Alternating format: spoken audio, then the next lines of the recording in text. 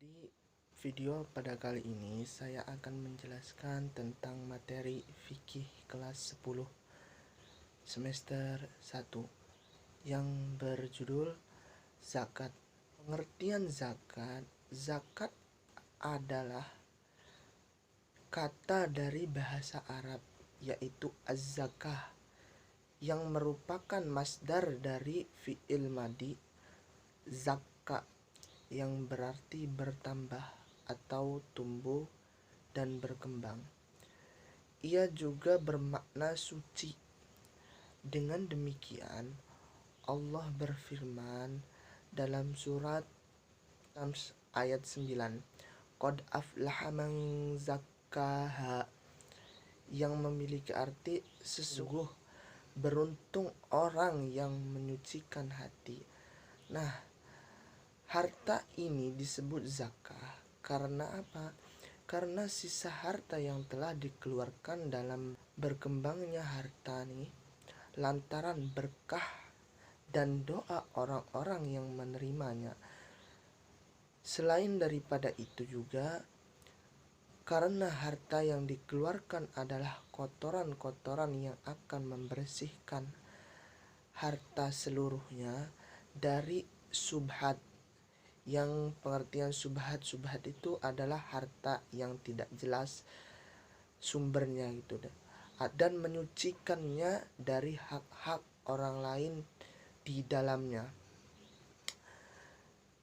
Zakat juga menurut istilah atau syarak yaitu memiliki arti suatu yang hukumnya wajib diberikan dari sekumpulan harta benda, tentunya menurut sifat dan ukuran tertentu. Kepada siapa? Kepada golongan-golongan tertentu yang berhak menerimanya, seperti fakir miskin.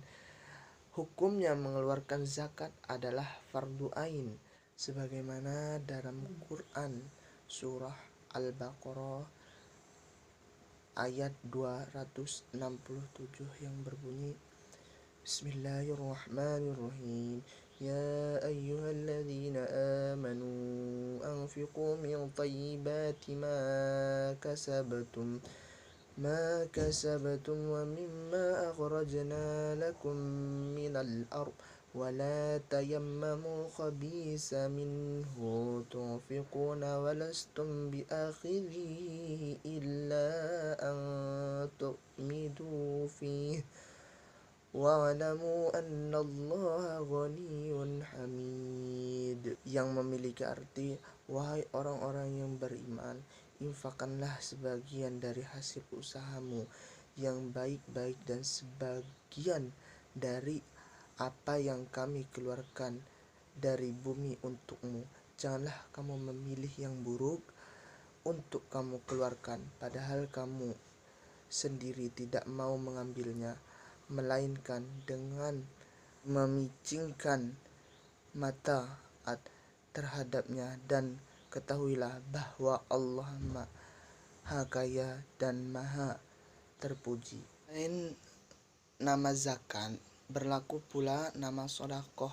Hal ini sesuai dengan firman Allah dalam surat At-Taubah ayat 60 yang memiliki arti sesungguhnya sodakoh itu hanyalah untuk orang-orang fakir, orang-orang miskin, pengurus-pengurus zakat, para mu'allaf yang dibujuk hatinya untuk memerdekakan budak, orang-orang yang berhutang untuk jalan Allah, dan untuk mereka yang sedang dalam perjalanan. Sesuatu ketetapan yang diwajibkan Allah, dan Allah Maha mengetahui lagi Maha bijaksana. Makna as-sodakoh dalam ayat tersebut adalah sodakoh yang wajib atau sering disebut dengan kita itu zakat, sodakoh tawatuk.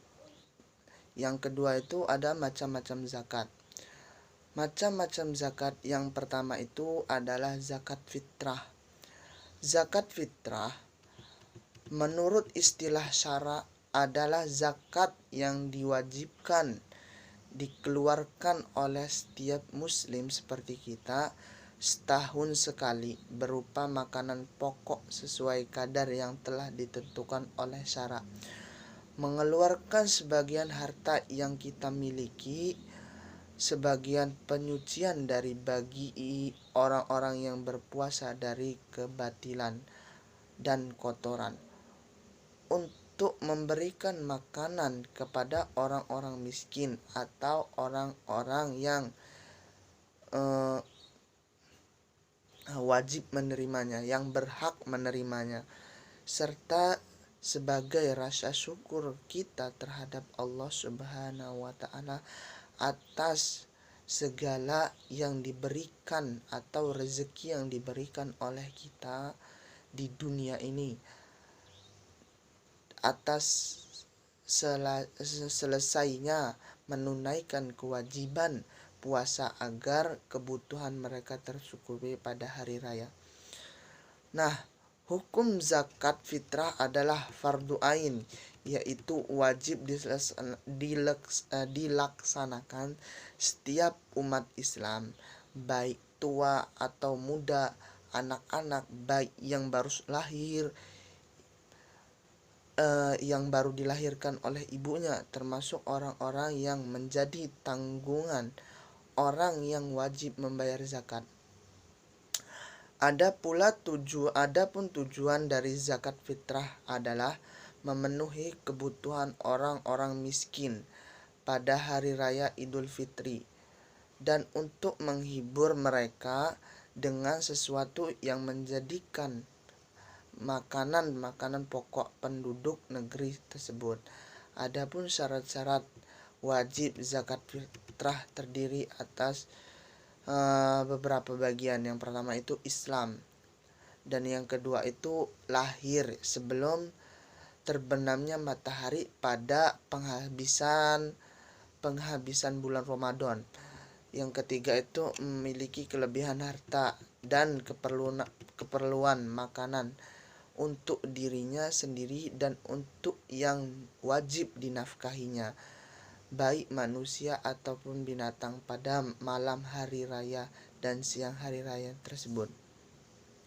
Nah, adapun waktu dan hukum membayar zakat fitrah tersebut, yaitu waktunya itu yang dibolehkan dari awal Ramadan sampai penghabisan Ramadan. Nah, kita orang Indonesia ini diciri khaskan kalau membayar zakat fitrah itu kita sebagai rakyat Indonesia itu kebanyakannya sudah lumrahnya gitu tuh membayar zakat fitrah itu ketika sudah mendekati hari raya Idul Fitri tersebut atau sudah ingin selesainya bulan puasa Ramadan tersebut.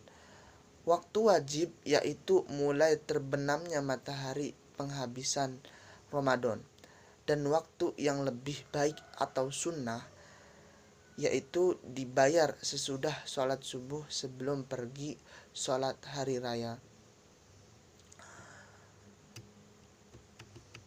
Waktu makruh ada pula waktu makruh zakat fitrah tersebut, yaitu sesudah hari raya tetapi sebelum terbenamnya matahari pada hari raya. Dan waktu haram membayar zakat fitrah tersebut yaitu apabila sengaja dibayar sesudah terbenam matahari pada hari raya tersebut. Nah, itulah zakat fitrah, penjelasan zakat fitrah. Yang selanjutnya itu zakat mal. Menurut bahasa atau etimologi, mal adalah harta, ialah segala sesuatu yang diinginkan sekali oleh manusia untuk dimilikinya, memanfaatkan dan menyimpannya. Menurut syara, zakat mal ini ialah segala sesuatu yang dimiliki atau dikuasai dan dapat dipergunakan. Jadi zakat mal ini juga disebut zakat harta, yaitu kewajiban umat Islam yang memiliki harta benda tentunya untuk diberikan kepada yang berhak menerima atau yang sesuai dengan ketentuan nisab, ukuran banyaknya, dan dalam jangka waktu tertentu. Ada pula tujuan dari zakat mal adalah untuk membersihkan dan menyucikan harta benda mereka dari harta-harta yang subhat, dari hak-hak kaum miskin di antara umat Islam. Allah juga berfirman dalam surat Az-Zariyat ayat 19 yang berbunyi wa fi amwalihim haqqul lisaili wal mahrum, yang memiliki arti dan pada harta benda mereka ada hak untuk orang miskin yang meminta dan orang miskin yang tidak meminta. Syarat-syarat dan ketentuan zakat zakat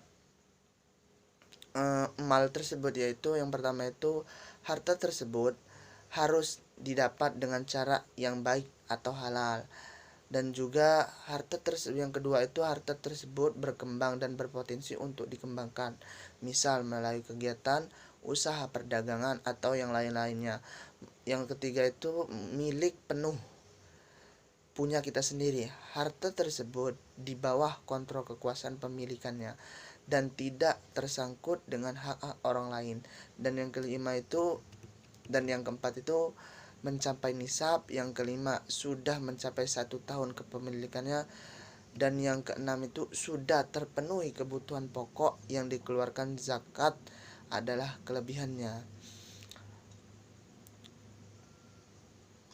Nah, cukup sekian penjelasan tentang materi zakat pada kelas 10 semester genap.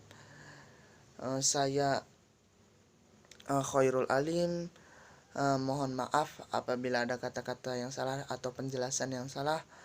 Mohon dimaklumi karena saya adalah manusia yang biasa, bukan manusia luar angkasa. Wabillahi taufiq wal hidayah. Wassalamualaikum warahmatullahi wabarakatuh.